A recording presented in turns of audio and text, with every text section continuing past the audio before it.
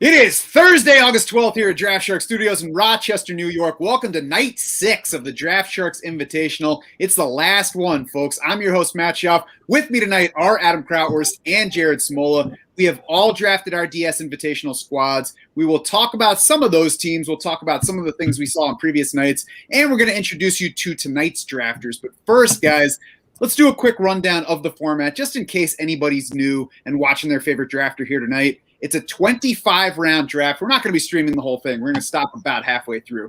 But 25 rounds for the drafters, best ball scoring, tight end premium. That means 1.5 PPR for tight ends, full PPR for everybody else. Start 2 running backs, 3 wide receivers, 1 tight end every week. There are 2 flex spots. One of those is super flex, so that means you can start an extra quarterback every week.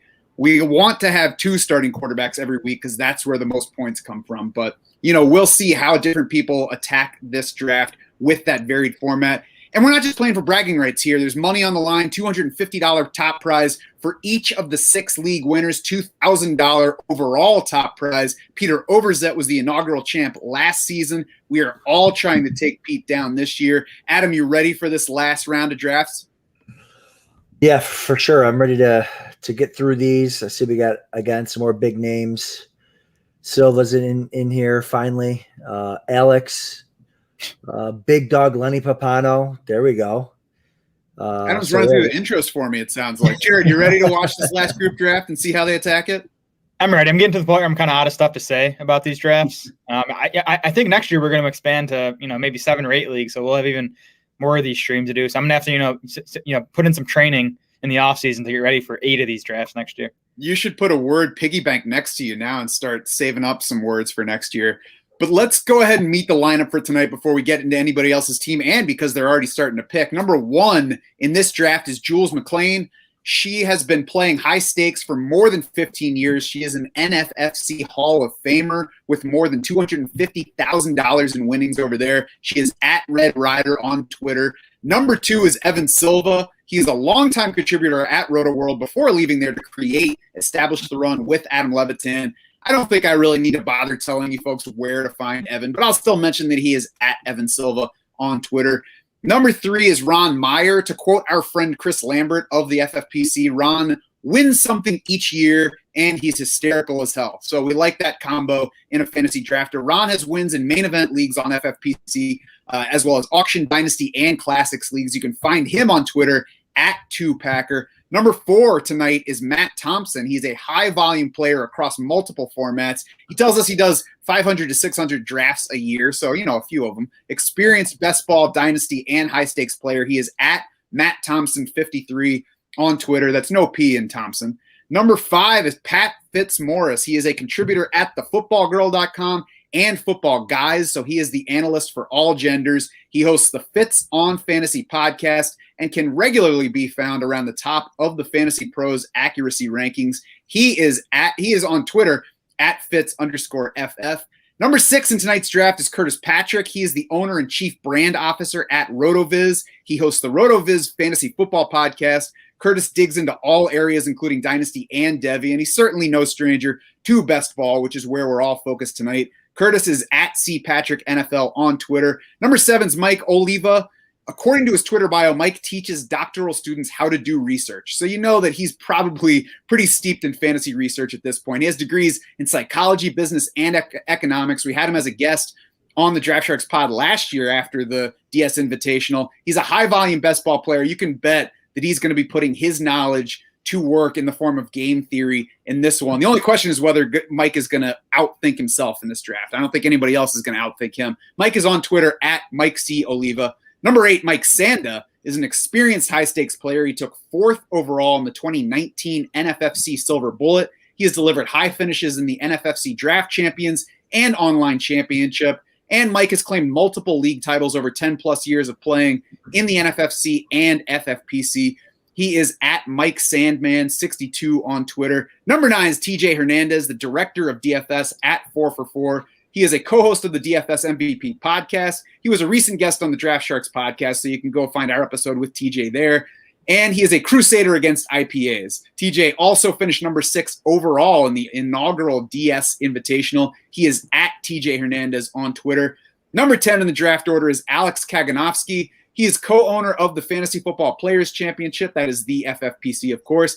That's where we draw the tight end premium scoring from, and a place where probably just about everybody in this competition also does some playing. Alex's team won its DS Invitational League last year and checked in second overall, so we'll see what he's got tonight. Number 11 is Lenny Papano, the sugar daddy, of course, of this contest. He is one of the godfathers of high-stakes fantasy sports as a co-founder of the WCOFF way back before many of today's players even knew what fantasy was. Lenny, of course, is also the creator of Draft Sharks. He is our boss and a longtime drafter of myriad formats. Number 12 and final in tonight's draft order is Pat Doherty, the second Patrick in the lineup. He's a longtime NFL writer for NBC Sports. He is part of A Good Football Show, the NBC Sports football podcast. He is in his second year of competing in the DS Invitational field, and Pat is at RotoPat on Twitter. I'd recommend following him there. Adam, anybody in particular that you're excited to see a strategy for tonight?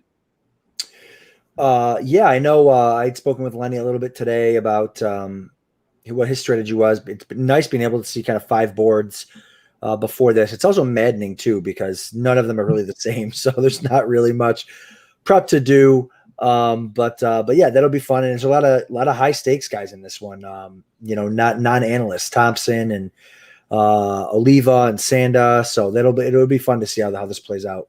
And Jules at the top of it. Jared, right. You think anybody's going to benefit from having seen the other 5 drafts, or having the opportunity to see the other 5 drafts? We don't know how many of them actually watch them. Is there benefit there, or is it just too different to even help that much? Yeah, I think it could be dangerous to kind of like assume what's going to happen in these drafts, because as we've seen, they all go so differently. So I think you just got to be ready and willing to kind of adjust on the fly and just take what comes to you. And I don't know about you guys, but it's the last draft, and our boss is drafting tonight, so he's probably not watching. So I'm going whiskey for this one. We have gotten through 5 streams. We're on the 6th one now. It's time to fly this puppy into the sun. Let's do it. White claw for me. Taking it easy tonight. Jared, keeping it light. Let's get to what people actually came here to see, and that's some of the picks in this draft. And we're going to start at number 1, as I mentioned, with Jules McLean's team. She took Christian McCaffrey, as every other number 1 drafter has so far in this tournament, as I did last night from the number 1 spot. Evan Silva followed with Dalvin Cook at the 2 spot. Then it was Zeke Elliott to Ron Meyer's team at number 3. So a little bit surprising that we got through 3 picks with no quarterbacks. Adam, would you have bet on that happening tonight? No, not Zeke. I do like seeing that a guy as smart as Ron is taking Zeke that high. I have Zeke. I have Zeke as like my personal RB3. I just think that he's got the upside to really smash again this year. And then Dalvin Cook, I know he's always the second running back off the board. I just feel like Christian McCaffrey, when he's healthy, is so much better than everybody else that just getting stuck with Dalvin Cook at the second pick, it's just, you should be excited about it, but I never am. So, no, I like Ron Meyer planting his flag on Zeke Elliott. I like your personal RB3. It makes it sound like he lives with you and then goes out and scores fantasy points on Sunday. That's if that's what he's got to do. I got a room. So, Jared, we got Patrick Mahomes at the 4 spot to Matt Thompson. Then we got Josh Allen right after that to Pat Fitzmaurice at 5. Are you surprised to see quarterbacks go past the first 3 picks in this draft? Yeah, I think Zeke at 3, probably the biggest surprise of round 1. But I'm kind of with Adam, where I think McCaffrey's in his own tier, and then Zeke. It would not surprise me if Zeke is RB2 this year. It wouldn't surprise me if he outscores Dalvin Cook and everyone else. If he stays healthy in that Cowboys offense. So surprising, but I don't think it's a bad pick. I have plenty of both of those guys, so I don't have a rooting interest on one over the other, but I'm certainly hoping for big numbers from both of them. Curtis Patrick followed the 2 quarterback picks with Devontae Adams at number 6. Mike Oliva followed with Travis Kelce at number 7. Remember, it is tight end premium. So, maybe that's a little bit later than some might take Travis Kelce. Of course, the Superflex adds into that as well and pushes quarterbacks up the board. So, Lamar Jackson, Kyler Murray followed Travis Kelce off the board, Mike Sanda, TJ Hernandez. Then we had Alvin Kamara as the RB4 at number 10 overall to Alex Kaganovsky. Lenny Papano took Tyreek Hill with his first pick at the 11th spot. Pat Doherty, Russell Wilson to close out round 1. Adam, 5 quarterbacks is pretty much in line with what most of the drafts have done in round 1. I think we've seen a couple of them take 6. We had that first draft just take 3, but I don't think that we've had another league since that one go for fewer than 5 quarterbacks in round 1. I could be wrong. Yeah, no, I think you're right. And we got 4 running backs, which is, sometimes we've had 2, so two receivers. Yeah, this is a pretty standard board, except for Russell Wilson kind of leapfrogging Dak Prescott there. Yeah. So, Jared, do you think that, I don't know, does it surprise you to see Russell Wilson go ahead of Dak Prescott? Probably not at this point, now that we've got Dak Prescott missing practice time and headed for the second MRI. That's going to make people queasy, even if they try to tell themselves it's not a big deal. Yeah, it's just probably, Pat trying to play it a bit safer with Russell Wilson, and he does feel like the safer pick at this point. I don't know. I'm not super worried about Dak. Like the MRI, by the way, is happening this weekend. If they were worried, they'd get it immediately. So to me, it just seems like probably something that was even pre-scheduled. Like let's just check this thing out again. So I don't know. We're still a month away from week 1 exactly. We're a month away from the Sunday of week 1. So I'm not concerned about Dak yet. I think he'll be out there for the opener. Yeah, I think a weekend MRI for an NFL quarterback is like your wife going to get her nails done on the weekend. That's right. That's right.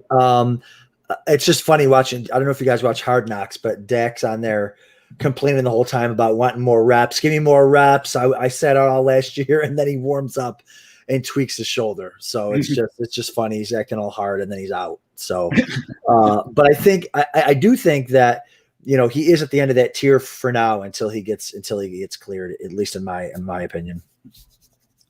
Around that turn, Pat Doherty followed Russell Wilson with Derrick Henry, the 5th running back off the board here. And earlier than you got him in your draft a couple nights ago, Jared, took him as a 7th running back. And you had the 3rd pick in that draft, right? Or 4th? 4th, yeah. So I took him at, what would that be, 209? Yeah, I mean, I think I got Henry as late as he's gone. I think where Pat took him is closer to where his ADP. We should put together some ADP for these 6 DS Invitational leagues. I think it'd be interesting. Or just get Fantasy Mojo to share it with us, because he's probably compiled it anyway. That's right. After taking Tyreek Hill in round 1, Lenny came back with Dak Prescott in round 2. We'll have to talk to him and see whether he was happy to see Russell Wilson go or whether he's worried about taking a quarterback with a strained shoulder. All jokes aside, I'm not too worried right now, but, anytime that a player is out in August with some kind of injury, you have to be a little bit concerned. And speaking of which, Darren Waller went the next pick after Dak Prescott, and he's an injury situation that hasn't been talked about a whole lot, probably because I'm not sure we know what the injury is. Do we, Jared? We don't. And I know, there's been reports that he's like, in the weight room working out, and, he's been at the facility. I know Mike mentioned on last night's stream, that maybe it's a contract thing. Maybe he's looking for a raise. So we'll see. That at 203, I think that might be as late as Waller has gone in these drafts. So he's been a 1st-round pick more often than not. So I think that was a nice pick there for Alex. Yeah, I think we're seeing more of the hold-ins at this point. It used to be holdouts every year, but guys report so that they can avoid having to pay the fines. But they'll come and they'll not practice, and they'll step in at safety. I think Jamal Adams in Seattle has a similar kind of situation going on. So we'll see where it goes with Darren Waller. I certainly think that he's a fine pick at that level. TJ Hernandez, the first to double up on quarterback, took Kyler Murray in round 1, Justin Herbert in round 2. Adam, do you like doubling up on quarterback there? Or when you get Kyler Murray, do you think maybe you spend that on something else and see what happens in round 3 beyond? No, I don't mind doubling up there, especially if you love Herbert. It just depends on how the draft's going to fall. Hopefully he won't touch one for another 6 or 7 rounds at least. But yeah, it's always nice in the super flex to be comfy and set at the quarterback position. Plus, it's fun too to have 2 elite ones that you now have the rest of the draft to try to stack. And Lenny is watching, so I better make sure that I don't overserve myself tonight. Just commented. He said that he talked personally with Dak Prescott on the phone. So I guess that both Dak and Zeke are living in the DS house this season, so we should be able to keep tabs on both guys. Jared, do you like the Kyler Murray, Justin Herbert start for TJ's team? So I don't mind starting quarterback. I don't feel quite good enough about Herbert to take him that high. Like, I prefer Stephon Diggs, Ross and Eckler, or Aaron Jones there. But yeah, I mean, if TJ has Herbert as, a top 6 quarterback, maybe, I don't think there's an issue starting quarterback in this format. Mm-hmm. And if you took Kyler Murray at that spot, would you take Stephon Diggs? Would you consider taking DeAndre Hopkins for the stack since they're relatively close? Or do you think that there's enough distance between Diggs and Hopkins that you're not worried about the stack? Yeah, there's enough gap for me there that I would have gone Diggs. And then, I'd take my boy Rondell Moore in, round 12 or whatever. If you want to stack Kyler Murray with his best running back, I guess that's the way to go. Mike Oliva picking right. Well, actually, I skipped over Mike Sanda. He followed Lamar Jackson with Stephon Diggs in round 2. Then it was Mike Oliva who had Travis Kelce in round 1, followed with Austin Eckler, then took another running back in round 3. We'll get to that one. Curtis Patrick followed Devontae Adams with Aaron Rodgers. So we've got the wide receiver quarterback stack there. That's earlier than Aaron Rodgers went last night. I'm not sure exactly how early he went in the other drafts so far. I know that was one that you guys were talking about when I chose Matthew Stafford over Aaron Rodgers. I like the Rodgers-Adams stack for Curtis here. I know when I was choosing between Rodgers and Matthew Stafford at the end of the round, I opted for Stafford because I still had the stacking options ahead. And I don't think there's a huge difference between Stafford and Aaron Rodgers in terms of outlook this year. Yeah, this is the second time we've got a Adams-Rodgers stack, and the only way you're going to be able to pull it off probably is by taking Rodgers in the second round. And I actually like Stafford better than Rodgers. I just think that Rodgers, his efficiency is going to come down. I mean, he had one of the most insane seasons ever efficiency as a quarterback as far as touchdowns. So I think it's going to come down, and no, I like where you took Stafford. Oh, thank you. Pat Fitzmaurice followed Josh Allen with Aaron Jones, who's the RB7 here, has gone as high as RB4 once or twice before in DS Invitational drafts so far. Before that, or after that, Matt Thompson in round 2 took Calvin Ridley to go with Patrick Mahomes. Then Ron Meyer followed his Zeke Elliott pick at 3 with another running back and has actually started with 3 running backs. And Jared, I believe that's the same way that you started your team the other night, wasn't it? 3 running backs? It is. I think my 3 running backs are better. Ron might say his are better, but I'm pretty sure we're the only 2 teams that started RB times 3. Nice. You want to be different in the tournament where you're trying to beat 72 other teams. So maybe that's a way to go different. Zeke Elliott, we mentioned the 3rd pick overall to Ron. Then he took Antonio Gibson in round 2, the 8th running back off the board. Jonathan Taylor in round 3, the 10th running back. So, I mean, round 3 sounds late for Jonathan Taylor. 10th running back, I think, is fairly appropriate. It might even be a little bit ahead of where I'm personally drafting him, but certainly a fine level for him. And 3 running backs who could be RB1s at the end of the season. Yeah, I mean, the news trending up in Indianapolis with, Carson Wentz and Quentin Nelson supposedly looking, pretty good to be out there come week 1. Mm-hmm. Yeah, and for me, the Jonathan Taylor, the concern was not the injury. The injury was just like, oh, yeah, now there's something else on top of it. My big concern is the receiving. It helps for him to be a 3rd running back here and, not having to pick when to start people, obviously. Yep. Evan Silva on the other side of Ron Meyer's pick took DeAndre Hopkins in round 2 to go with his Dalvin Cook start. And then at the turn, we had Jules McLean taking Christian McCaffrey, DK Metcalf, Tom Brady with her first 3 picks. Adam, you like what she's got going so far? Yeah, diversifying it. McCaffrey's nice. Again, McCaffrey can be worth 2 running backs, so no need to force the issue. Although I wouldn't say taking Barkley or Taylor would have been forcing the issue, but yeah, I like that. It leaves yourself open when you don't take one position. It leaves yourself open to be able to take any type of value that falls to you at any of the positions. So I like that. I agree, and we just happen to have our drafter in here. Jules, thanks for joining us. And before I ask you anything, is it McLean or McLean? It's McLean, if you ask my grandma. Like a Mick and a lean. So, but I'll answer to anything, to be honest. All right, I like that. I'll get it right the rest of the way, though. I usually just need to be told once. So tell us what your strategy was here. Obviously headed in expecting to get McCaffrey. Then beyond that, walk us through what you were thinking at the next turn. Well, I knew I wanted a stud wide receiver. I wasn't with McCaffrey. I forgot who said it. I'm not going to push the issue with running back, and I know there's to be somebody at the 4 or 5 turn that I'm targeting. I'm pretty sure will be there. So I think I'm good there. And, it's best ball and it's a super flex, so I need at least one really good quarterback that is going to get me, 35 plus touchdowns and 4,000 yards. And I hope Tom Brady does more, So Certainly that's what seems I'm like a looking guy at, you can and I'll bet on probably to do go more. wide receiver and quarterback on the turn. Maybe a running back. I don't know. There's so much to do here. It sucks being on the turn. Can we say that? Yes. Okay, But you only get 2 uses of it, so use them wisely. Yes. So was there any other quarterback in consideration for you with Tom Brady, or was he clearly ahead of the rest of the guys still available? I'm going to be honest. He was clearly ahead of – not clearly, but there is one that I'm hoping will fall. So he's still on the board. If I didn't get Brady, if somebody had taken him, I would have been not just as happy, but I like this guy a lot that's coming up. So if he's there, I'll probably go ahead and nab my second quarterback. There you go. Was there anybody that you were hoping was going to get to your turn that didn't get there? I do like Antonio Gibson a lot this year. So he would have tempted me more than a Barkley or a Jonathan Taylor. Why, Jules? Why do you like him so much? Well, I just like his upside. I know McKissick is there, but I think he's going to catch a ton of balls.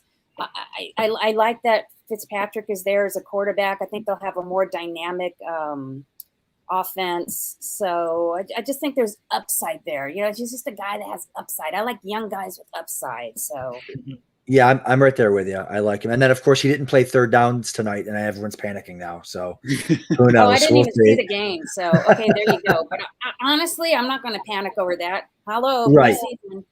Yeah, no, I know. And we're about to get Jules on the clock again for that 4 or 5 turn, so we can see if the guy that she's hoping for, a quarterback, is still on the board or if he's been taken since she said that. It's nice to have a secret and to have it in process on air with us. This is not something that I think we've had so far, because I know I wasn't on when I was drafting last night, and Jared was off when he was drafting. Well, he's there, so I'll let the suspense ride, and maybe I'll take him in the 5th. So I'm gonna. Boy, there's a lot of good stuff here for the. I'm on the edge of my seat. I'm not gonna lie. I think Jules might be the kind of person that is in charge of the series on Netflix, where every time the episode ends, you just can't leave. You have to watch the next one coming up. You know how to make us wait to see what's coming next. And I don't think my kids are ever going to understand what it was like to watch a show and then have to wait an entire week for the next episode to come, or to have to actually be there when the show was starting, rather than just having shows be available whenever you felt like beckoning them. Hey, I am in the entertainment industry. There you go. Oh boy, this is hard. There are so many good players that I like, and of course, I can't name any names. Don't name names. I'm just gonna take a gander at the board. Who needs a quarterback? There's old Ron Meyer needing a quarterback. It's always nice to snipe Ron out. So well, and at least you already took the quarterback that he would stack with Chris Godwin, who he took in round 4. So he's already mad at you for that one, probably. Ron is I think Ron is one of the most underrated fantasy players out there. I think he's an exceptional player. Nice. I am surprised at the 3 running backs, but that's Ron for you. All right, you know what? Oh, Jiminy, I don't know. Well, I got to pick soon. 14 seconds. Boy, this is tough. Okay, I'm just going to take a look who's left at quarterback. Yeah, it's going to get ugly, so here we go. I love Jalen Hurts. You got Devonta Smith there. You got a West Coast offense. You got these 2 good tight ends. I don't know if Zach Ertz is going to stay around there. You got some legs to run in, and let's just hope they don't sign Deshaun Watson. And you took him as the QB 15 here. I mean, that's well below where he's gone anywhere else, I think. I got him as a top 12. So, in a super flex league, dang, I just think I had to do it. And it's a great pick. Yeah, and it puts pressure on these teams that don't have a quarterback. Mm-hmm. So besides it being super flex, like these guys would fly off the board anyway as super flex, but we don't get no free agent pickups, folks. So you're stuck with what you got. Oh, you know what I didn't look at? Let's see. Tight end. Why is you thinking about? Oh, I didn't look at my bye weeks. Yeah, I got lucky. Okay.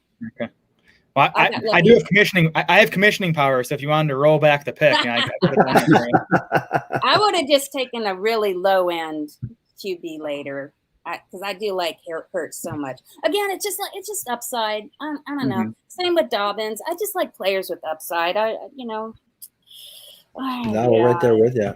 And like you said, quarterback, you're stuck with all these teams. I think there was a team last night that took 2 early quarterbacks and then took Fields when he didn't need another quarterback. But, when you have Fields, nobody else has Fields. So that's right. And that's another quarterback. Stick these guys with garbage at QB. And let's see what Ron and Alex got up, and Mike Oliva got up their sleeve without any quarterbacks. So, Jules, do you do much Superflex drafting on FFPC or anywhere else? I don't do a lot of Superflex. I did the Scott Fishbowl is pretty much my biggest exposure to Superflex. I'm not the biggest fan of it, so I think it's a learning curve. Mm-hmm. But it certainly seems to be the trend. So right. I'm not going to say I suck at it because I don't suck at anything, but There you go. It's just a matter of catching up or getting comfy with it, not catching up. Yeah, that's right.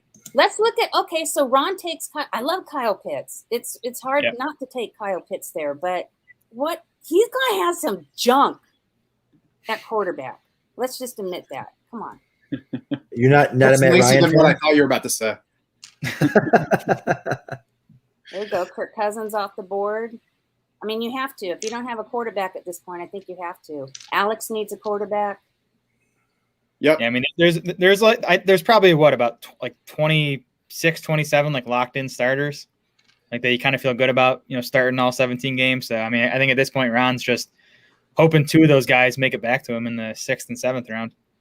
Right. Well, let's see. There's 1, 2, 3, 4.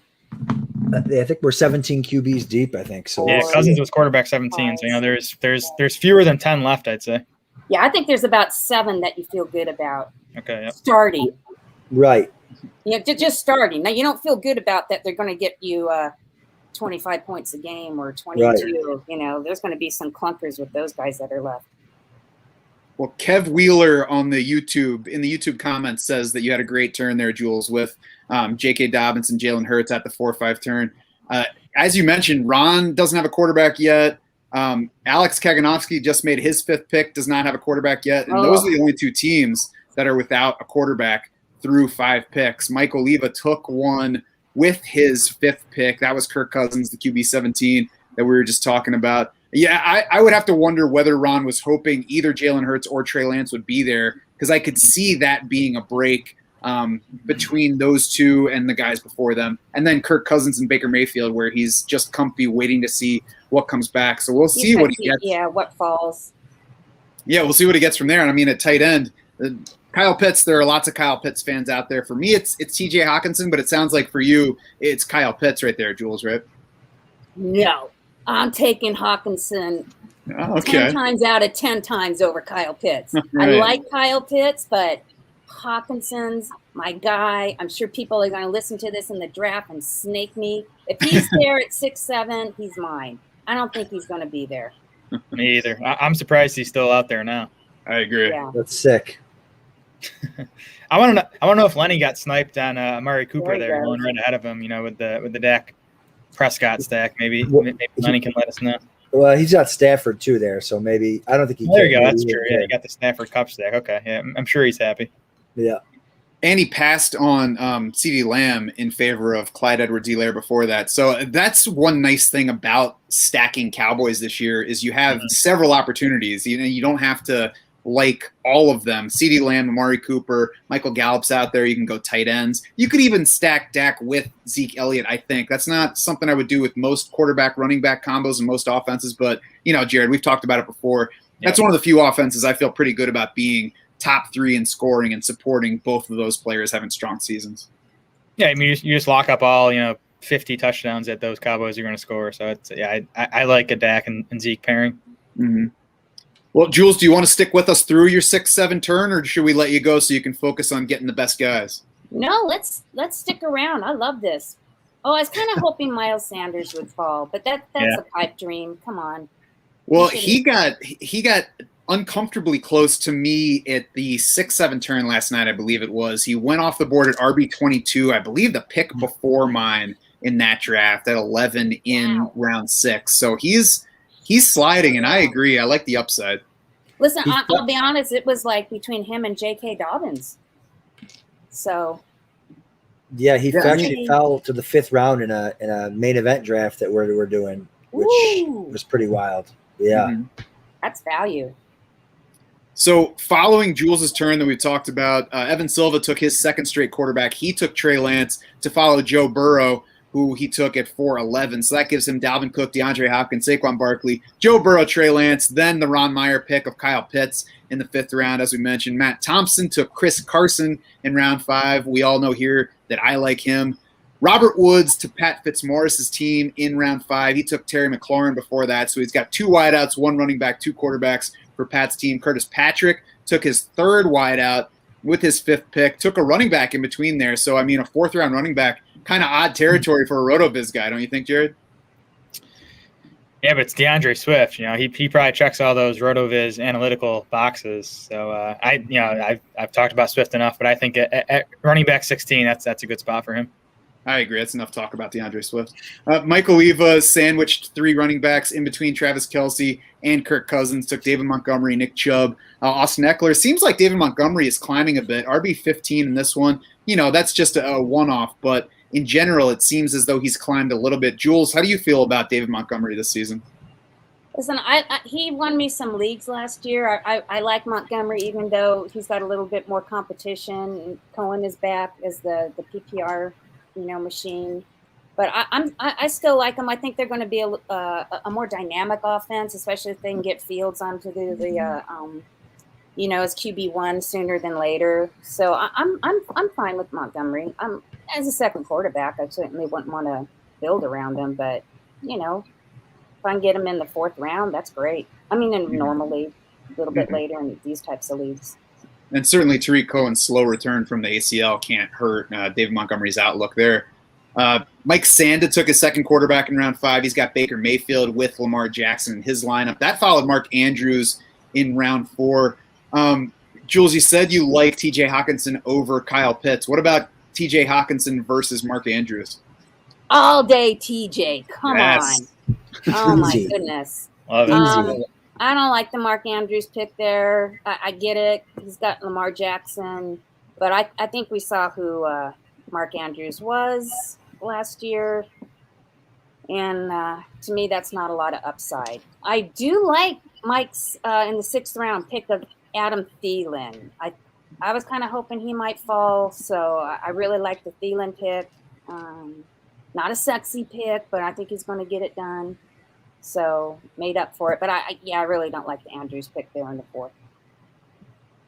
All right. I mean, especially when Hawkinson goes, 2 rounds later, that kind of makes the Andrews pick look a bit worse. Yeah. Mm-hmm. And we did have Hawkinson go off the board at the beginning of round 6, which is later, I believe, than he's gone in other drafts in this DS Invitational. Tight end 6 off the board. That's not an outlandish spot, but round 6, a little bit late for a tight end premium format, I would say. Adam Thielen, so wide receivers are getting pushed up in a lot of drafts. Have you found that to be the case where you do most of your drafting lately, Jules? What do you mean, like pushed up? Like they're going sooner than late? Yeah, we're seeing lots of wide receivers go off, especially round 3 and even late in round 2. I've actually noticed that there's so much value that I did like some online championship last night, and the guy just like hammered wide receivers from the 3rd to the, I think, 8th round or 9th round. And it's just like, dang, there are so many good wide receivers out there.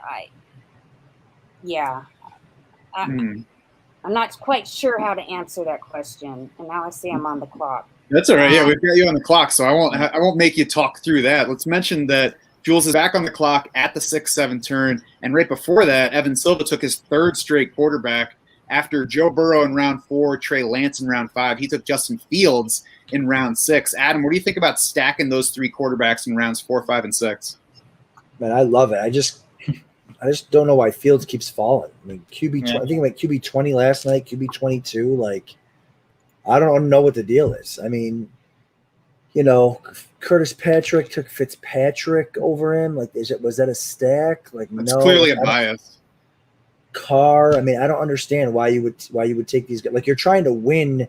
There's like one big prize here that you're trying to win. Like, I don't like Derek Carr is not going to win that for you. Ben Roethlisberger, Ryan Fitzpatrick, they're not going to win that for you. Fields, Trey Lance, those are the type of guys that are going to win it for you. So, yeah, I mean, that's a sexy quarterback trio that Silva has there. That's what I was going to say. Yeah. My concern though is like early on this season, like if Burrow gets off to a slow start, coming off the ACL, and then Fields might not be in there early on. Lance, I think he's in there week 1, but he might not be. So I just be worried about Silva's early season production at the quarterback spot with those 3 guys. Well, as you say that, Tua. his 4th quarterback. Wow. So that's 4 quarterbacks in a row for Evan Silva's team. Just to recap the whole thing, Dalvin Cook in round 1, DeAndre Hopkins in round 2, Saquon Barkley in round 3 with the 2nd pick. Then 4 straight QBs, Joe Burrow, Trey Lance, Justin Fields, Tua Tagovailoa. So we know that he's going to have starters available every week at quarterback. What we're wondering now is if he's going to have enough starters at all the rest of the positions, because that's a lot of quarterbacks. I would assume that he's all done with the position now. But, I mean, Jared, that's a lot of draft capital to spend on that position. Yeah, I don't want to talk bad about Silva. Everyone will be after me, but I don't know. Well, we'll see what he does with the rest of his squad. Again, I've mentioned this a few times. 2 of his top 7 picks are going to be on the bench every week, and I'm just not sure that's optimal. Mm-hmm. Yeah, I think maybe you talked him into taking another QB after saying he might not have a week 1 starter there, but Tua might get off to a slow start too. All these wide receiver injuries and Will Fuller suspended for week 1. So that's right. So he should probably put a 5th one in round 8. Let's get back to the 6-7 turn for Jules and tell us about Darrell Henderson and then Jamar Chase at that turn. Okay, let's be real honest here. Darrell Henderson, despite what some people might say, is in no way, shape, or form Cam Akers. I'm devastated by the Cam Akers injury. I drafted him so often in my early leagues, and it's just killing me. So I kind of hate taking Darrell Henderson, but that Rams offense is pretty darn good. And if I get 11 or 12 games out of Henderson, I'm going to be real happy. He's not going to make it through, a 17-week season. But, there's definitely some upside there. So I want picks with upside. And Jamar Chase, that dude's a beast. We need Joe Burrow to be healthy, though. But he's a beast. He's the alpha dog. And T. Higgins is a little mini alpha dog, too. But make no mistake, I don't care what people say, Jamar Chase is a beast and an alpha dog and will make an impact in his rookie year. Nice. We love alpha dogs. We love alpha dogs here, Jules. You might have sniped Evan on that, too, because he could – I don't know whether he wanted him, obviously, but he could have stacked Jamar Chase with Joe Burrow on that team instead of taking Tua, which he picked right after you took Jamar Chase off the board. Yeah, he could have had him instead of Justin Fields because I wasn't going to take Fields. So, Well, it was a very interesting turn, and I don't know about Darrell Henderson making it through the season. I'm not sure, Jared, if I can make it through an 18-week season at this point. I don't know if I have an extra week of NFL projections in me.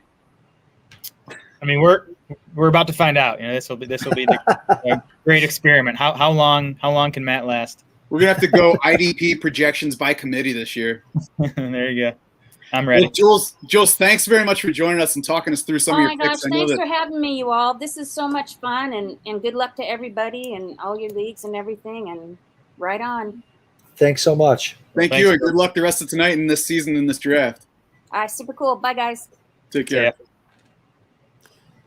All right. Nice to have Jules in to talk about her team, and nice to have her on the clock for a couple of her turns to talk us through her thought process and to assess some of the other teams in the league. She was throwing some punches. I'm gonna make a fantasy team name in honor of Jules. It's gonna be called Alpha Dogs and Upside. That's what we're all about.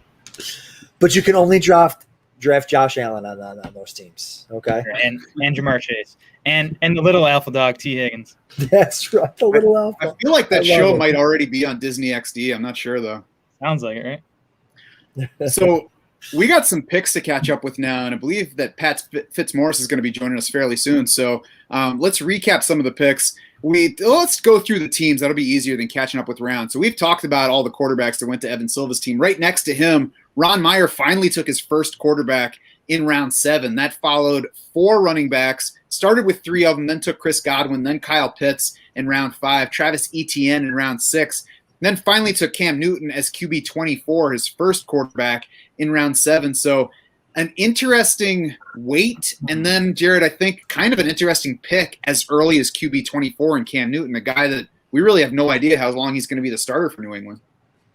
Right, that's the thing. If you're Ron and you wait that long, I think you'd want to take a guy more likely to start all 17 games, and I think there are at least 3 of those I can think of. I mean, one of them, Daniel Jones, came off the board, so I can mention him. I think there's 2 others. I guess I shouldn't say their names here in case anyone's watching and Ron's targeting them, but I don't know. We'll see if he takes Mac Jones to pair with Cam Newton. I do think Cam Newton probably outscores guys like Daniel Jones, these other quarterbacks still around that might play 17, like on a per game basis. Newton probably outscores them, but the odds of him playing all 17 games seem pretty slim.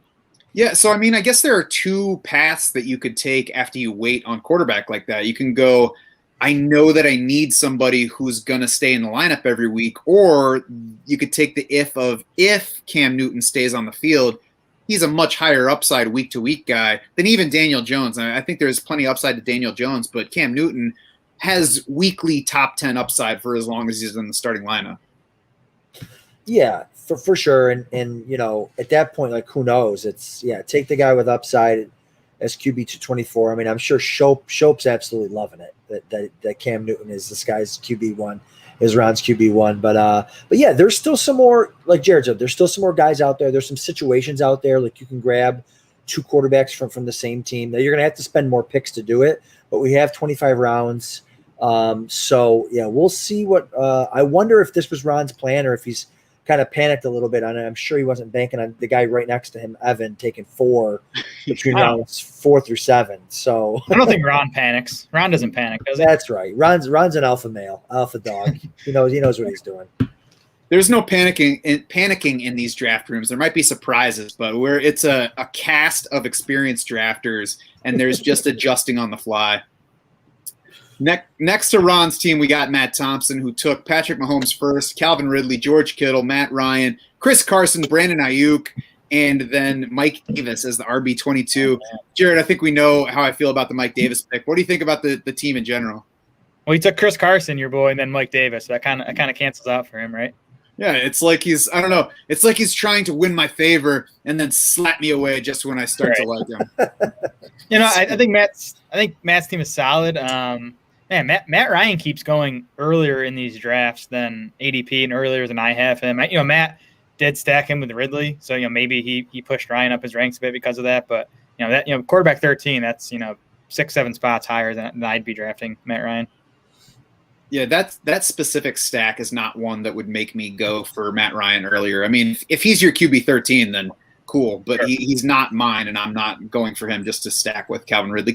I think the big thing is Calvin Ridley can have an excellent season without Matt Ryan having an excellent season, because I think the big mark in Calvin Ridley's favor is volume, and you can have a terrific volume season as a wideout without your quarterback having, Tom Brady's year from last year. I wonder if Matt would have taken Pitts at 5-4 there if he had gotten back to him. I was thinking the same thing. Yeah. Yeah, he already has Kittle, but tight end premium, you can flex that tight end, so that would have been interesting. We might have to have every single drafter from this tournament on after just to ask them questions about specific picks. Do it. Or maybe they could just step in like Jules did and like Pat's going to soon with us and give their thoughts tonight. Pat Fitzmaurice's team is right after Matt Thompson. Let's save that until he's on the show, though. Curtis Patrick is on the other side of Patrick Fitzmaurice. There are a lot of Patricks in this one. At some point tonight, I'm going to get confused about who we're talking about. But Curtis Patrick followed the Packers stack with Justin Jefferson, DeAndre Swift. It's almost an all NFC North team there, but then he went off the rails with DJ Moore, wide receiver 15. Ryan Fitzpatrick, the QB21, we referred to ahead of Justin Fields. I agree with Adam. I'm not taking Ryan Fitzpatrick ahead of Justin Fields, but that's kind of again the question. Curtis Patrick wasn't at that point without a quarterback, but it's still, do you want somebody that is going to be on the field throughout the season, or do you want the guy with huge upside who we have no idea when he's going to be on the field? It's the question, right? I mean, I just think that Fields is – how old is Fitzpatrick at this point? 40? Well, I was just going to say, is Fitz a better bet to play more games than right? Fields? You look back and look at Fitzpatrick's career stats. He doesn't play more than 12, 13 games very often. So yeah. I think the over/under on games for Fitzpatrick is higher than it is for Justin Fields. But again, if I were deciding between those guys, it's Justin Fields, especially for this type of setup. T. Higgins, is that Jamal Williams that followed him off? Yeah. Javonte. Okay, thank you. Jay Williams is tricky at this point. So many names we're looking at and trying to figure out who's gone and who's not. Next to Curtis Patrick is Mike Oliva, who took Travis Kelce, Austin Eckler, Nick Chubb, David Montgomery, Kirk Cousins, Derek Carr, Cousins and Carr in consecutive rounds there. Kareem Hunt as RB24 off the board, his fourth running back, and a stack with Nick Chubb. I'm not sure. I haven't paid close attention to that particular thing, but maybe that's the first Chubb-Hunt stack. Adam, what do you think of putting Chubb and Hunt on the same best ball team? I don't hate it. I'm more likely to do that in best ball leagues because, especially in a lot of the FFPC drafting that I do, their bye week is in the league playoffs. So I tend to not draft either of them because I don't want to spend a high pick on a guy with a bye week in there. But in a best ball where all the weeks are equal, I don't mind taking them, and I don't mind putting them together. I don't really love it when I'm taking four running backs this early, though. I'd almost rather just have Hunt as maybe like my RB3 with Chubb as kind of like an insurance plus a little flex option there, So he's like a more expensive. I don't want to say A.J. Dillon because A.J. Dillon's not going to get the work that Hunt's going to get, but maybe he's like a more expensive James Robinson, So I don't hate it. It just depends on the build, and I probably wouldn't have done it with four early backs. How much are you looking at playoff matchups right now as you draft, especially in tournament formats?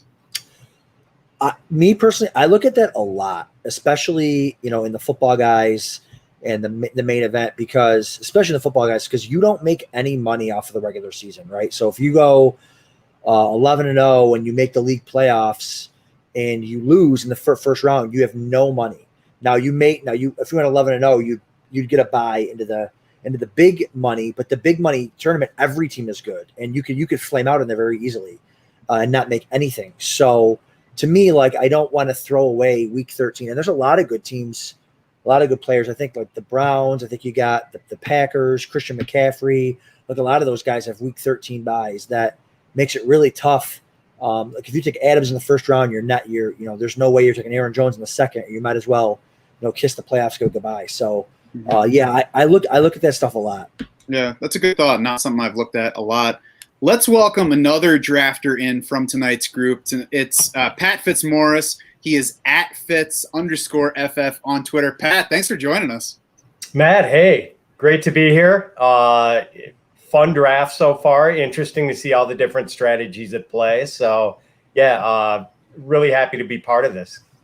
Yeah, that's definitely the best thing about the format is seeing everybody attack it in different ways. And you can't look at one person's draft and say, well, they're obviously doing it wrong, because who knows what's right or wrong when it's a format like this. So, Pat, how much Superflex drafting do you tend to do these days? I know it's growing in popularity, but do you encounter it much? Yeah, the Scott Fishbowl, of course, and then one of my home leagues, the Chicago Media League with Andy Behrens and Michael Beller and some other guys from the Chicagoland area. That maybe two or three others, and then most of my dynasties are Superflex. But Yeah, it's always interesting to see this. I don't think I've ever had both my quarterbacks in the first 3 rounds before. I tend to sometimes wait too long for my second quarterback. Yeah, this was kind of unusual the way this one played out for me. So was it Ryan? Oh, go ahead. I was going to ask, did you, Pat, just see Tannehill as like a super value there then, or were you kind of determined just to make sure you got that second quarterback pretty early? Yeah, I mean, I like Tannehill a lot. Getting Julio, I mean, I'm not crazy about the OC change necessarily, but maybe that means they run a little less. And just having that A.J. Brown Julio combo and having a guy who's been so uber efficient, who can run a little bit. He's in the top 10 at quarterback for me. And I always feel so gross if I have to take Matt Ryan or Baker Mayfield in the 5th round, and I know you have to do that. I'm not knocking the guys who made those picks, but there just comes a time where you really have to kind of hold your nose when you make those quarterback picks. And it's generally after the 3rd or 4th round. Although I noticed it seems like Tua is going way too low in super flex drafts this year. Like Evan got really good value with him. I agree. Yeah, I like Tua. QB 23 in this particular draft. I agree that that's low for Tua. Pat, did you think about stacking Julio Jones with Ryan Tannehill at all? I see that he went you could have taken him in round 5, so it would have been him versus Robert Woods as the 14th wide receiver off the board. Did that enter your thinking at all, or is Julio not high enough to be a factor there? I did think about it, but in full PPR, I kind of wanted Woods. It was just one of those things. If it was half or standard, I might have bumped Julio ahead. I couldn't do it. I couldn't do it. How much do you care about stacking in general when you're drafting best ball right now? I mean, obviously everybody's doing it to some degree at this point. Are you looking for stacks as well? Are you trying to do it within reason, or is it like, if everybody's stacking, maybe I should not stack so much? I do try to do it.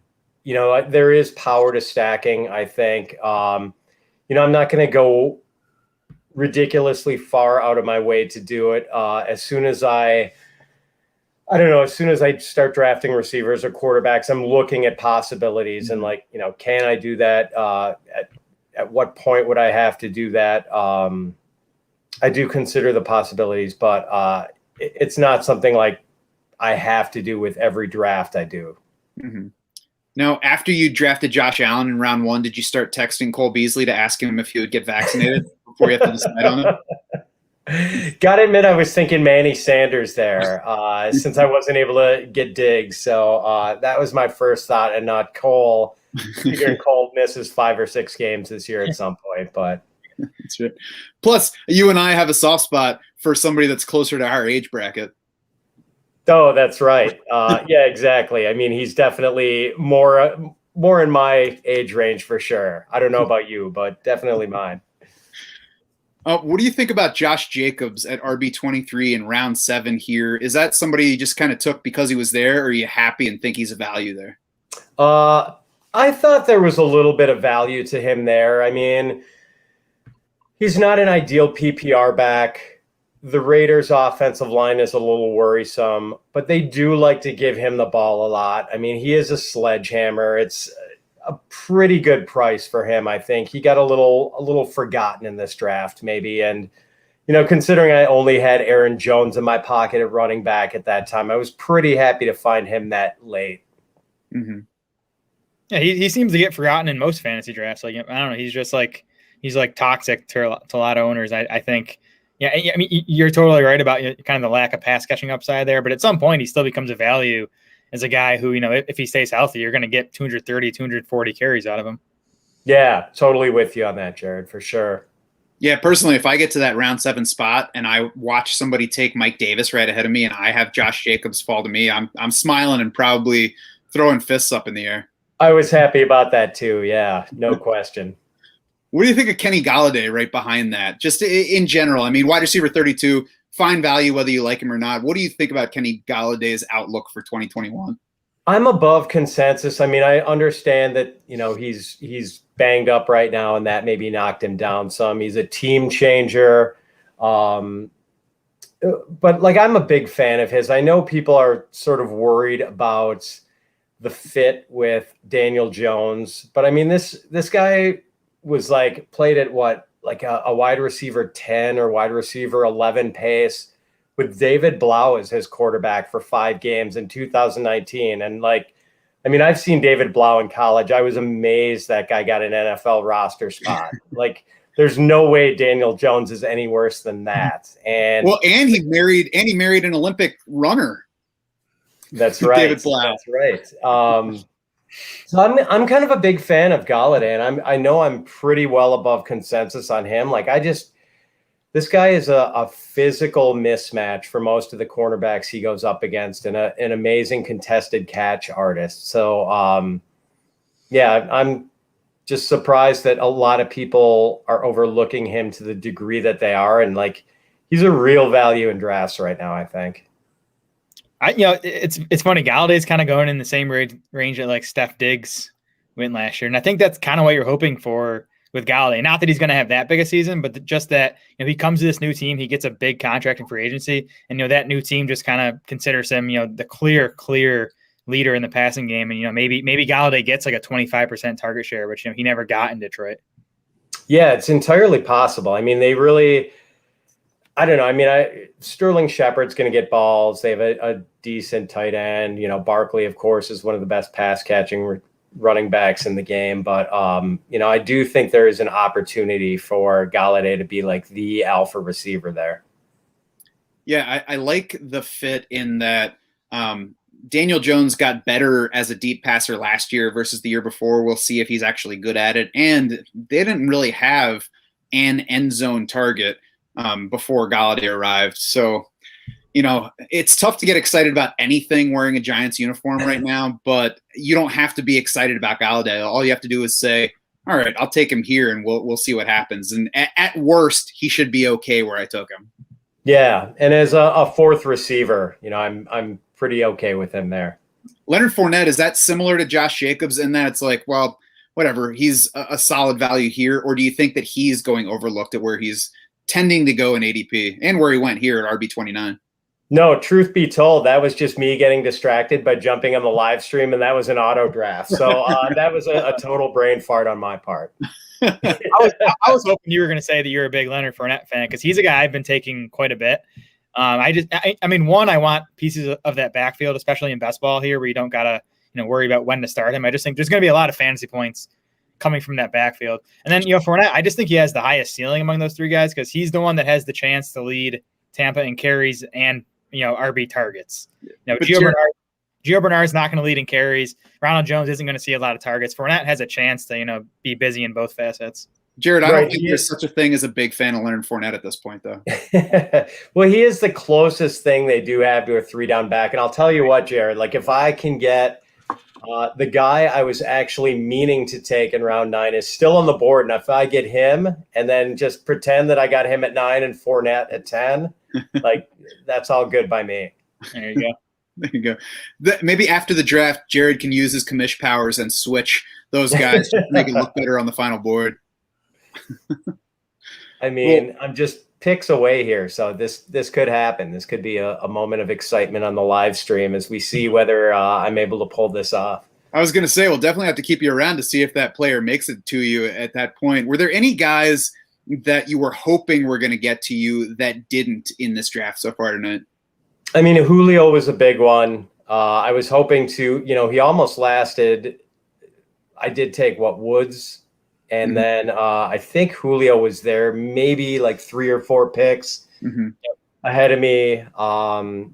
Travis Etienne was one I was kind of hoping for. Maybe that wasn't that close to my pick. So I haven't been sniped just within a pick or 2, but there were a couple guys I was kind of hoping would slide down a little bit and, didn't quite happen. But so far, nothing too bad.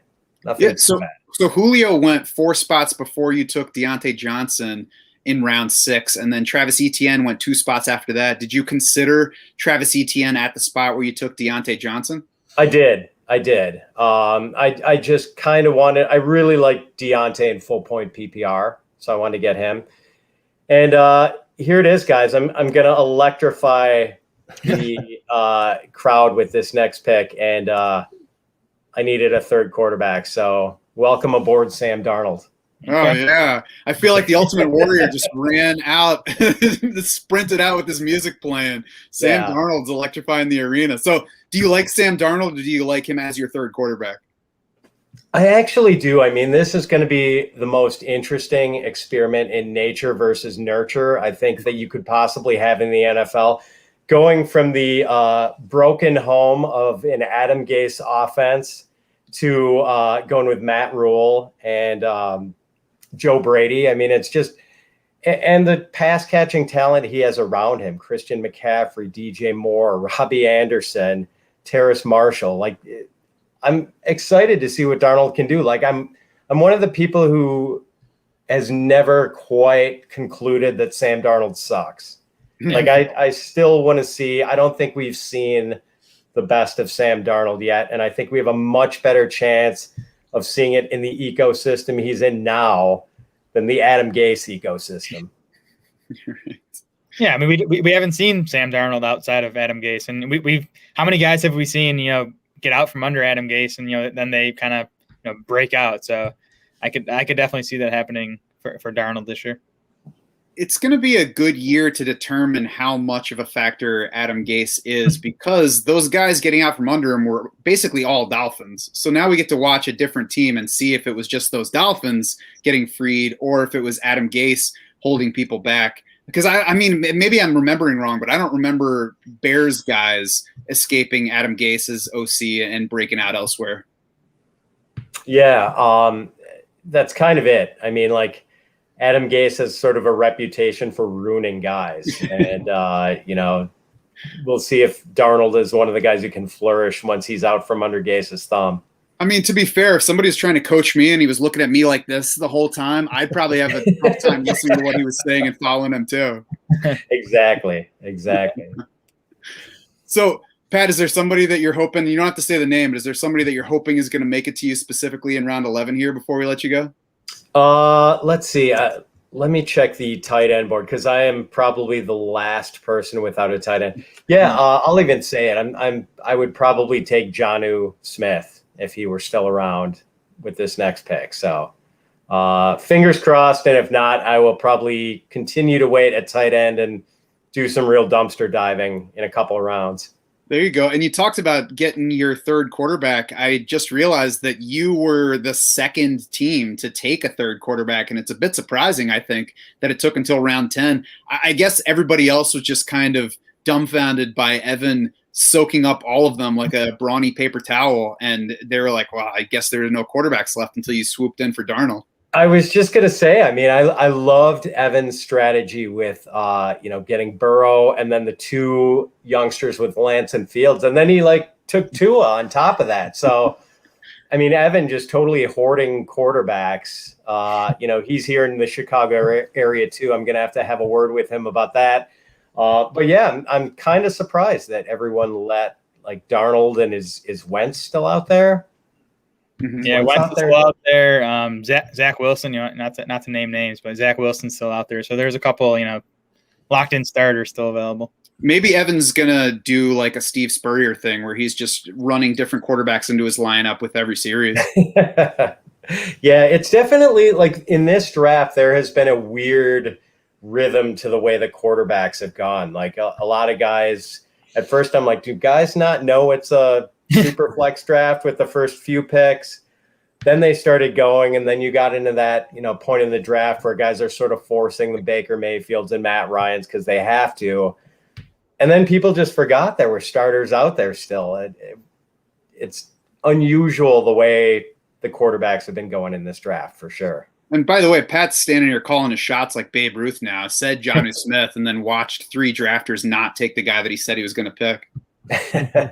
Let's hope I can, have things run that smoothly the rest of the way. I was going to say, Pat, does that make you happy to get him, or does that make you wonder why nobody else took him? Probably more of the latter, Matt, I would say. Now, Jared and I were just talking about Jonnu Smith today on the AFC's preview. I think there's more upside to him now after the Hunter Henry shoulder injury, and it sounds like reports are positive on him out of New England. Yeah, I mean, that's kind of it. I don't know for sure that he's even the right tight end in New England. But with, Hunter Henry banged up, it's kind of a good head start, I suppose, for Jonnu. And just the fact that he was kind of the first guy, well, I don't know what was in the works as far as them signing them, but it seemed like Jonnu was the guy. I mean, Belichick had kind of really talked him up. I'm kind of following the thinking of my Football Guys colleague Sigmund Bloom on this. Like, he thinks it's going to be Jonnu, and I'm kind of trusting Sig on this. Well, good luck if you're following Sigmund thinking, because that can go anywhere. You might get you should bring a map. Very true. Very true. All right, Pat. Well, thanks very much for joining us tonight. It was nice having you talk through a couple of your picks, and just nice to talk to you in general. Oh, cheers, guys. Thank you very much for having me on this. I'm really enjoying the draft, and always great to talk to you. Absolutely. Good luck the rest of the way and throughout the season. All right. Thanks, guys. Thanks, Pat. All right. That's nice to call out the name of the player. You like the confidence of saying it out loud, assuming that nobody's going to take your guy. And no one's actually watching this stream. It's just us talking. Lenny's like, hey, if it had been my turn, I would have taken him. Right. So, yeah, I think Jonnu Smith, he said maybe he's the right guy, maybe he's not the right guy. There's nothing right in New England right now. I think it's a matter of picking Mr. Right now as opposed to Mr. Right. But there's upside to him. He's tight end 14 here, the first tight end for Pat. We didn't see, tight ends, again, not going super fast off the board here. We had the 7th and 8th tight ends go in round 8. Noah Fant, Logan Thomas at that point. Jared, I'm not sure we've seen Logan Thomas go lower than tight end 8 or 9 in any of these drafts. I know a lot of these, sharp drafters are on Logan Thomas. I will say, I do think, if this Curtis Samuel injury lingers, like Samuel is kind of the big reason I'm off Thomas. I just think, they're kind of be working in similar areas of the field. Samuel is a slot guy. Thomas played a lot in the slot last year. So if we think Samuel's not going to be ready for week 1 or is going to be limited in week 1, that would kind of get me on Thomas a bit more than I am right now. Mm-hmm. Yeah, same here. I think Thomas scored tonight too, maybe on the first drive or something. But I like his raw talent. I just feel like he's a kind of a late bloomer, and he's going to compete with targets there, especially if they get Gibson more involved in the passing game. And again, those middle round tight ends all have just so many question marks. I find myself just passing, but he certainly has weekly upside for sure. Mm-hmm. Speaking of late bloomers and QB turn tight end, Tyree Jackson is generating some buzz with the Eagles. His great hope for this season is that he's the 3rd tight end and makes the regular season roster. But if you think back a few years, Logan Thomas was like, yeah, right, this is going to work. And then all of a sudden he's a top 12 tight end for Washington. So dynasty purposes, it's worth keeping Tyree Jackson in mind, because it's not even like the reports I've been seeing aren't even like, yeah, the guy looks pretty good, I think this is going to work. It's like, this guy is awesome. I hope that they can put him on the roster, because I'm not sure they're going to want to leave him available on the practice squad. Yeah, I'm curious to see what he does in preseason action. Did the Eagles play tonight, by the way? I haven't even caught up on the preseason stuff. They did. It wasn't on here, so I haven't watched it. Yeah, a 6'7" guy is going to look good, when these guys are running 3/4 speed without pads on. So that's someone I'd want to see, actually translate it to real games. Terrell Pryor, Logan Thomas, Tyree Jackson. It's the natural order of things, Jared. It's coming. So let's get caught up with some of the picks that have been happening since we've been talking to people. We talked about Pat Fitzmaurice's team when we were with him. Next to him is Curtis Patrick's team. We talked about his Ryan Fitzpatrick selection. Since then, T. Higgins in round 7, Javonte Williams, who I tried to misappropriate, in round 8, Robert Tonyan, Jarvis Landry, Kenyon Drake for Curtis Patrick team. That's 3 running backs through 11 rounds. Ryan Fitzpatrick, Aaron Rodgers is only 2 quarterbacks, and we're still looking at some other stragglers are kind of pulling into the 3 QB station now. Curtis Patrick doesn't have any, and now there are 30 QBs off the board. Jared, is it getting to be time where you just kind of have to take one, or are you just, I guess waiting until the end and looking at handcuff types? So now with, Wilson and Wentz just came off the board. Now, unless I'm forgetting someone, there's like no locked in starters left. So now is, I think, where you can, wait 2 or 3 rounds and then, grab one of these guys who, might start half the season. So at this point for the 2 quarterback teams, I'd be waiting. And again, by the way, for at least the second night in a row, Taysom Hill was the first Saints QB off the board ahead of Jameis Winston. It was Ron Meyer's team. We talked about waiting on a QB. And since taking Cam Newton in round 7, he took Jared Goff in round 9, Taysom Hill in round 11. Adam, what do you think about Taysom Hill these days? Yeah, I think if he starts, his upside is awesome. I mean, he's a running quarterback with no receiving weapons, really. I mean, tight end, Troutman, Kamara, Traquan, if he can get healthy, Marquez Kelly, but nothing that's going to scare you. And I think, if he starts, it's going to be a lot of, option, a lot of read option, a lot of him running the ball. So, yeah, touchdown upside on the ground here. And I was just looking to see if any of the Denver quarterbacks were taken either. Like there's you could do like a Denver QB stack as your QB3, so there's some kind of interesting options. It's hard to plan on getting a QB stack when you're not at the end of a round too. You don't want to take one piece and then get sniped on the other one. But yeah, that's the exciting part of going. And we act like we're late in this draft. It's like the 12th round, and these guys are like, oh, there's no quarterbacks left. It's wild. Yeah, next year we should stream rounds like 15 through 25 because that's kind of when it gets fun. Like when you get into the 12, some of the names coming off the board are fun. Or we could just stream 1 through 25. Ooh, no way. I don't got that in me. Me either. So, Adam, it's easy to take both Broncos quarterbacks if you're at one of the turns. Let's say you're in the middle of the draft and you have to decide on one of them. Which guy are you taking, and are you going to take either one, assuming you have 2 quarterbacks and you need somebody as your third?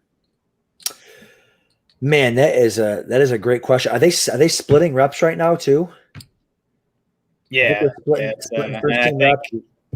I think Locke's going to start the first preseason game. Bridgewater's going to start the second, so it's still 50-50, I think. Yeah, I think if I had to choose, I would go Locke. Just being the incumbent there. But like I said, most of my drafts are FFPCs, and I'm not. I'm taking one. We're not going that deep in QBs, but in these, you really gotta lock into that. In fact, I did a super flex dynasty with Mike Schultz, Mike Leone, a couple of those guys, and I took both of them. So hopefully I'll be able to start one of them in my second QB spot. But yeah, it's going to be fun. But I think if I had to choose right now, it would be Locke. What about you, Jared? I mean, Locke's certainly the upside guy, I think. He is. I'm still betting on Bridgewater starting more games, though. I do think there's a chance Locke is in there for week 1. I don't trust him to play well enough to keep that job all season. So I would still lean towards Teddy. If we're in on Judy and all that, like who do we want to win the job? Yeah, see, I still. You think? Yeah, I mean, I still think Locke could, unlock Judy's like ultimate ceiling, but I also think Judy's good enough where like if he just gets competent quarterback play, which I think Bridgewater can give him, Judy can be a top 25, maybe even a top 20 wide receiver just with decent quarterback play. Yeah. Yeah, what I want for Jerry Jeudy most of all is to get better quarterback play than he got last year. What I think the ideal would be is Drew Lock stepping up and becoming a competent starter. I don't have any visions of him being a star, but being a competent starter, he is the downfield thrower. He would be able to, as you said, unlock all those areas for Jeudy. So that's what I'm hoping for. They were saying the right things, the team, his teammates heading into camp. We'll see as they get into game action whether Lock is ready to do that. Teddy Bridgewater is okay, but he looks like an NFL backup to me. And I mean, Carolina decided that Sam Darnold was better than Teddy Bridgewater. New Orleans, I guess we don't really know if New Orleans tried to keep him around to be the heir because Carolina threw a bunch of money at him in free agency. So I don't know. I just think that Teddy Bridgewater is a floor. Like he is a QB floor, and he's going to catch you if Drew Lock just continues to stink. Yeah, no, I don't disagree with that, but like I've mentioned, Bridgewater just supported 3 top 30 wide receivers in Carolina, so he just showed he could do that. I think Jeudy and Sutton are right there talent wise with those Carolina guys. So again, I think they can be nice fantasy options with Teddy. I think he limited those 3 Carolina pass catchers. I mean, they had modest numbers. I think maybe Joe Brady supported them. Well, I mean, they didn't have modest numbers. I mean, Anderson and Moore were both top 20 guys, I think. I mean, you might be right that those guys can be more with better quarterback play. But again, if you're just looking for the floor, like you said, I think Judy is a safer bet to finish as a top 25 guy with Bridgewater. The ceiling might not be as high, but I think the Bridgewater gives Judy the higher floor. Curtis Patrick's team we were just talking about, he just took Rondale Moore in round 13, so we know Jared's now in love with this team, even though there's only 2 quarterbacks on it still. Championship, lock it up. Henry Ruggs right before that. 2 straight Raiders on the team, though. Does that balance out Rondale Moore taking Henry Ruggs and Kenyon Drake on the same team? I'm fine with both those Raiders picks. Yeah, no, I think it's late enough. Henry Ruggs, the wide receiver 52. Rondale Moore, wide receiver 58. It's fine. I don't think the upside's great, but let's look back to Evan Silva's team, because I think that the question with the 4 straight quarterbacks is what he's going to be able to do at the other positions. And it was round 11 before he took his second wide receiver. So just to recap the roster, it was Dalvin Cook, DeAndre Hopkins, Saquon Barkley in the first 3 rounds. Then the 4 QBs, Burrow, Lance, Fields, Tonga Bailoa, Logan Thomas, Tyler Higbee, back-to-back tight end picks for the tight end premium format. Then it was Raheem Mostert, a 3rd running back before his second wideout, and took him over Devontae Smith, Darnell Mooney. Then back around in round 11, it was Mecole Hardman, then Curtis Samuel, Michael Pittman. Adam, what do you think of what Evan has here so far? Yeah, I don't mind those receivers at 11, 12, and 13. Obviously, you need some receivers. He needs some running backs too. I think here Mostert is a fine RB3. With all those quarterbacks and tight ends and stuff. But yeah, it's going to be hard to come back from 4 straight quarterbacks there. Like Jared said, you're going to have 2 of them sitting on your bench every single week, round 6 and 7 picks. So you're really going to have to, and then you take a second a second tight end by round 9. Is that your other flex spot, or is he going to be sitting too every single week? So yeah, there's going to be those guys he took absolutely have to smash, but I don't mind those 3 receivers and the upside that they bring. I'm a little surprised that he would take a running back like Mostert over a wide receiver like Devontae Smith. So it's the 34th running back off the board. Smith ended up being the 46th wide receiver off the board at the next spot. And Devontae Smith, Jules McLean got Devontae Smith to stack with Jalen Hurts there. Jared, which way would you have gone between Mostert and Devontae Smith at that round 10 spot, knowing that you only had 1 wide receiver heading into that pick? Yeah, I'm trying to look at the running backs that went later, and if I prefer it, I don't mind going 3rd running back there. I would assume Silva is just gonna stockpile like 10, 11 wide receivers now. So I don't mind what he did there. And I actually like the 3 wide receivers he took. It's funny. I'd probably flip the order on them. I like Pittman best out of those 3, and I'd probably go Samuel 2nd, Hardman 3rd. But I like those 3 guys. Do you like him as your 2nd, 3rd, and 4th wide receiver is kind of the question. But again, with 25 rounds, he can take 10, 11 receivers here and just kind of hope that quantity wins out for him. Yeah, I'm sure he's going to favor upside at wide receiver going forward. For me, it would have been Devontae Smith pretty easily with the upside, but maybe he doesn't like Devontae Smith. I'm not sure how Evan feels about Smith in particular. So, just an interesting spot to look at. Let's go to Mike Oliva's team, who took a couple quarterbacks in the middle. Kirk Cousins, Derek Carr. Since then, the Kareem Hunt pick we talked about, Juju Smith-Schuster. So Mike Oliva got through 7 rounds with 0 wide receivers, and then he took Juju, took DJ Chark, Devontae Parker, then Evan Engram as his 2nd tight end to go with Travis Kelce, then Russell Gage, Cole Beasley. Adam, you okay with his wideouts? Yeah, let's see how many games Beasley can give. Gage, I hear there's some buzz around Olamide Zaccheaus, so I don't know if Gage will even hold on to that spot. But a lot of people are high on Parker. Maybe he gets his tryout there week 1 with Fuller out to be the alpha dog receiver there. So yeah, we'll see. I don't mind those 2 receivers late though.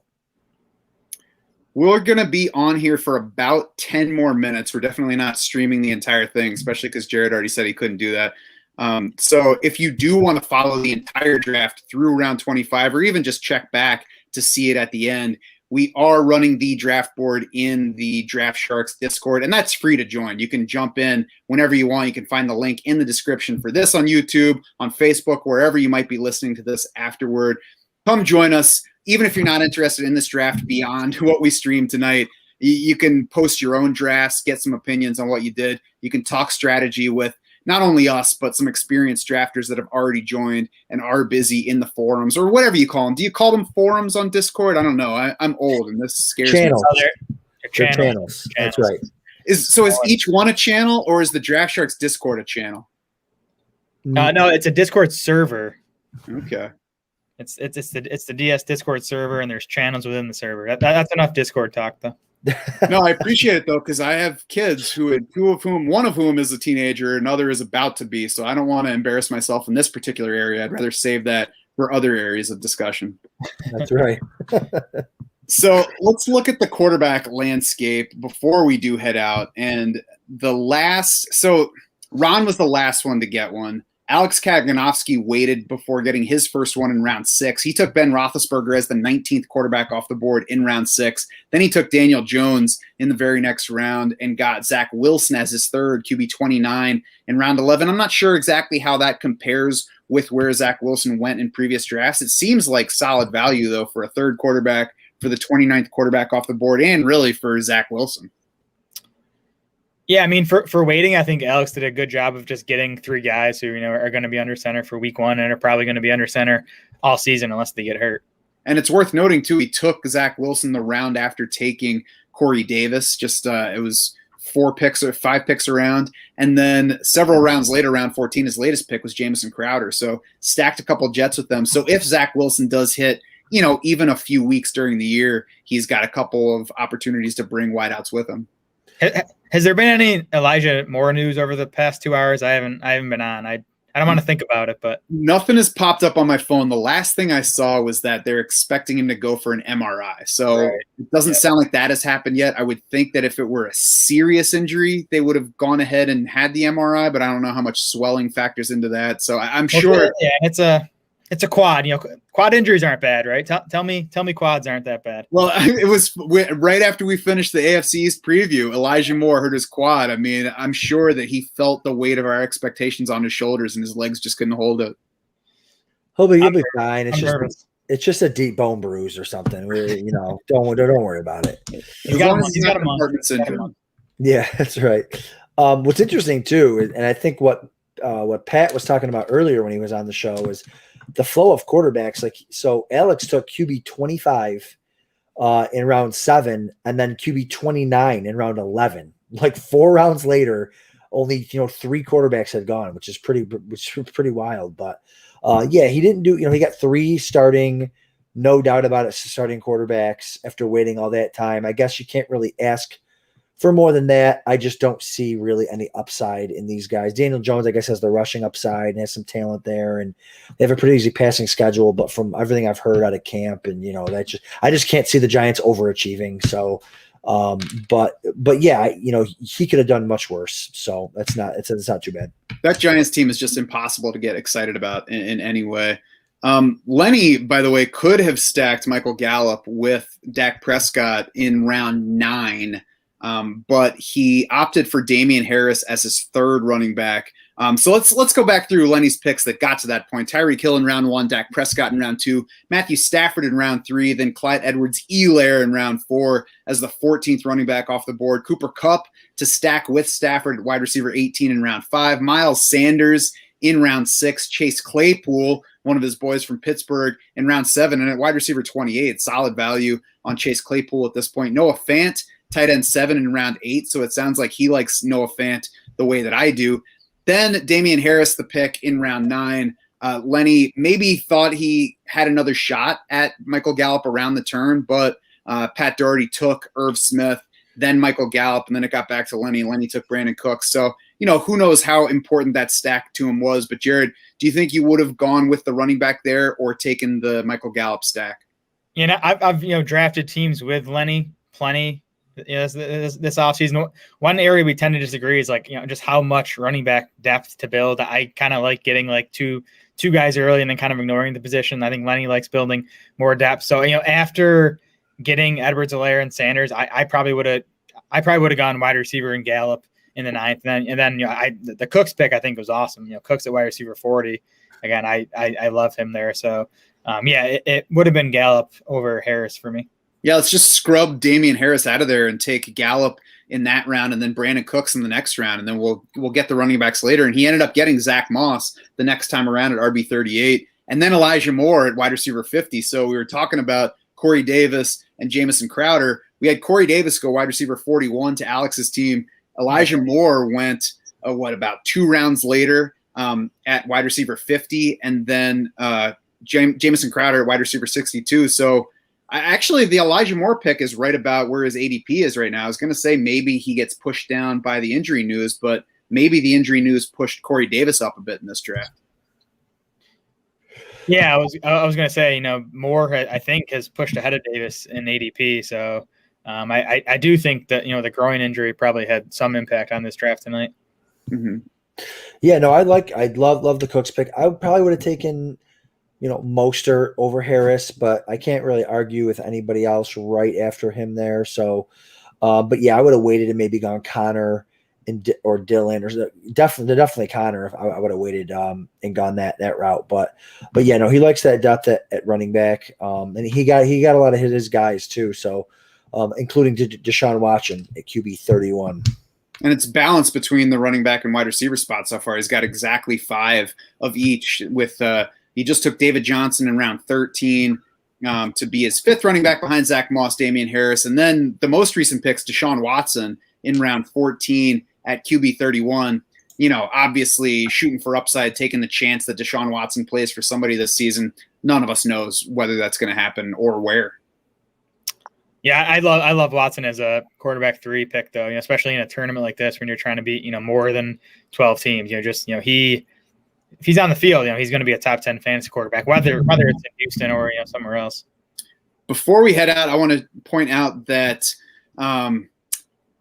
we look back at the Taysom Hill team. Was Ron Meyer took Taysom Hill in round 11. He had this turn where he could have added Jameis Winston to kind of lock up the Saints quarterback spot, but he took Traquan Smith for the stack, which I certainly believe makes sense. Jameis Winston went later in that round to Mike Oliva's team. He's the 3rd quarterback for Mike Oliva. That's in round 15. Adam, do you have a preferred path between those two, stacking that wide receiver or securing the Saints quarterback? Yeah, I probably would have secured the Saints quarterback. You're talking about Ron Meyer, right? Yep. Yeah, I would have secured him just because, you've got the Cam Newton situation. How long is he going to play? Jared Goff, who's actually fine at QB 26 in these best balls because he's going to start, but his upside, for all the quarterbacks that are projected to start 16 or 17 games, his probably is the absolute lowest. But so I probably would have got that Winston. I know it's hard without Michael Thomas there. It's just you almost feel like there's no upside for a guy like Winston who needs to rely on the passing game. But I probably would have gone that route in the super flex. Jared, I think he just decided to go YOLO at quarterback after he waited that long and got Cam Newton, because it's like he took Cam Newton, took Taysom Hill, and then in between it was Jared Goff, and Goff's the guy is going to be there every week. He's probably not going to go high upside. And then you sandwich in between the two guys that if they're there, the ceiling's high. Yeah, I kind of like it. And as we've talked about on previous streams, this is super flex. It's not 2 quarterback and it's best ball. So you don't need a second quarterback in that super flex spot. So I think, he's kind of probably just counting on Goff to just be his quarterback starter. And then, if Newton and or Hill give him, those spike weeks, if they're starting, they're kind of the upside plays who, can start for him. But again, he doesn't need to have 2 quarterbacks in the starting lineup every week. And I think that might be the first time I've ever chosen to use YOLO in conversation. So it's probably a good place to close things for tonight. Any other things that you guys want to point out that stand out to you before we head out of here? Nothing here. It was fun. 6 drafts in the books. Nice. That's right. That is going to do it for the Draft Sharks Invitational streams, because this is our final draft, the 6th. We've got 72 teams. At the end of this, they're still drafting, but once they're done, we've got 72 teams in the books, and then we'll see who wins it. If you want to keep tracking tonight's draft, head over to the free Draft Sharks Discord. You can find the link in the description wherever you're watching or listening to this. Even if you don't care about watching this draft through round 25, come to the Discord, share your draft, talk strategy with us and other experienced members. Come help us draft the first ever crowdsourced FFPC main event team. We're doing that right now. You get to vote on every pick throughout. Of course, you can also head over to draftsharks.com and get ready for your own drafts by becoming a DS Insider, gaining access to the all-new Draft War Room. We will customize our award-winning projections to fit your league specs and then sync with your draft to help you dominate your opponents. I got to say, I used the Draft War Room for my draft last night. It did awesome all the way through. I have to admit, Jared, the old MVP board, I would usually stick with it through like round 10, and then I'd be like, I know what I'm doing from here and make my picks. But in this draft last night, I stayed with it the whole time, and it stuck right with it, syncing all the picks and keeping me up to date. The syncing is so huge. Like with the old board, you had to have two monitors. You had to have your draft room up on one, the board up on the other. Now you can just be on the board and everything's done there for you. Yeah, awesome. So check it out. Become a DS Insider. We're waiting for you. We're ready for you. For Jared Smola, Adam Krautwurst, and the rest of the Draft Sharks crew, I'm Matt Schauf saying thanks so much for swimming with us.